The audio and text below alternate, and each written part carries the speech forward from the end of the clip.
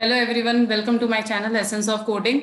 और मैं आज आप लोगों के लिए स्ट्रीम सिलेक्शन का पार्ट 4 लेकर के आई हूँ। बिकॉज मैं हर बार ये सोचती हूँ कि आप लोगों के लिए बस अब ये वाले स्ट्रीम को मैं मतलब वीडियो को बंद करूँ, लेकिन इस तरह के क्वेश्चंस आ रहे होते हैं कि मेरे को लगता है कि नहीं, मेरे को एक और वीडियो बनाना पड़ेगा। आप लोगों के जो इतने डाउट्स हैं उनको क्लियर करना पड़ेगा। अभी तक के पुराने 3 वीडियोस में मैं आपको ये बता चुकी हूँ कि आप क्या क्या कॉम्बिनेशंस ले सकते हैं एनईपी के बिहाफ पे। अब आप लोगों को क्या क्या फैसिलिटीज मिल रही है जो कि पहले से भी थी, लेकिन जो अब और ज्यादा थोड़ा मॉडिफाइड होकर के एप्लीकेबल होंगी आप लोगों की इस पर्टिकुलर ईयर से। अब आज जो चीज डिस्कस करने जा रहे हैं, कई ऐसे कॉम्बिनेशंस हैं जो कि सीबीएसई ने आपको अलाउ नहीं कर रखे हैं, जिनको आप साथ में ले सकते हैं। राइट। तो आज हम लोग बेसिकली वो 6 कॉम्बिनेशंस देखेंगे जो आप लोगों को पता होना चाहिए। नहीं तो क्या होगा, आप लोग अपने स्कूल चले गए, एडमिशन फॉर्म भर के, और फिर बाद में आपको पता चल रहा है या आप पहले से आप माइंड सेटअप करके गए हुए हैं, फिर लास्ट मोमेंट पे आपको लगेगा कि अब क्या करें।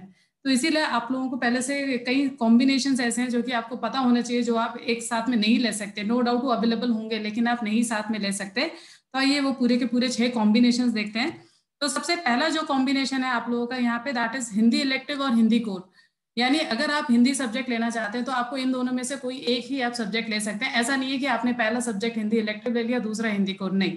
इन दोनों में से आपको कोई एक लेना पड़ेगा। सेम यही चीज आपकी इंग्लिश में भी अप्लाई होती है कि इधर इंग्लिश इलेक्टिव और इंग्लिश कोर, यानी इन दोनों में से आपको कोई भी एक ही ऑप्शन लेना पड़ेगा। आप दोनों नहीं ले सकते।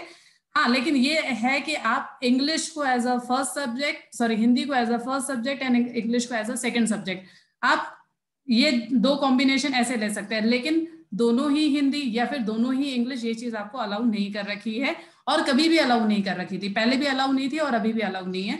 फिर इसके बाद में अगले जो 2 हैं, that is business studies and business administration. क्योंकि बेसिकली क्या है, ये वही सब्जेक्ट्स हैं जिनका अल्टीमेटली जो गोल है वो एक ही है। अल्टीमेटली आपको एक ही चीज को थोड़ा सा डिफरेंट डिफरेंट वे से समझा रहे होते हैं, इसीलिए आप लोगों को इन दोनों में से भी एक ही सब्जेक्ट लेना पड़ेगा। ऐसे ही बायोलॉजी या फिर बायोटेक्नोलॉजी, आप इन दोनों में से भी एक ही सब्जेक्ट सेलेक्ट कर सकते हैं। फिर आता है आप लोगों का कंप्यूटर्स में 3 वेरिएशंस आपको मिलते हैं, informatics practices, computer science, information technology. अब तीनों के तीनों प्रोग्रामिंग के ही हैं। तो ऐसा नहीं है कि आप तीनों सब्जेक्ट्स को आप एक साथ यूज में ले रहे। इवन आप यकीन नहीं मानेंगे, लेकिन इन लोगों के एग्जाम्स भी जो होते हैं वो एक ही दिन हो रहे होते हैं। तो इसीलिए आप चाह करके भी एक साथ ये जो मैंने आपको कॉम्बिनेशंस बताया, आप उन सब्जेक्ट्स को नहीं ले सकते। और लास्ट वन इज मैथमेटिक्स या फिर अप्लाइड मैथमेटिक्स, आप इन दोनों को भी साथ में नहीं ले सकते हैं।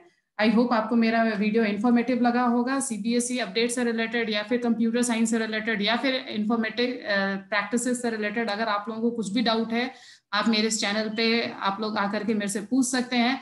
अगर आपको कुछ भी क्वेरीज लग रही है, आप कमेंट बॉक्स में लिख दीजिए। आपको ये वीडियो अगर इन्फॉर्मेटिव लग रहा है, आप अपने सारे उन फ्रेंड्स से शेयर करिए जिनको इन सब की जरूरत है। Thank you so much for watching my video and I will see you next time.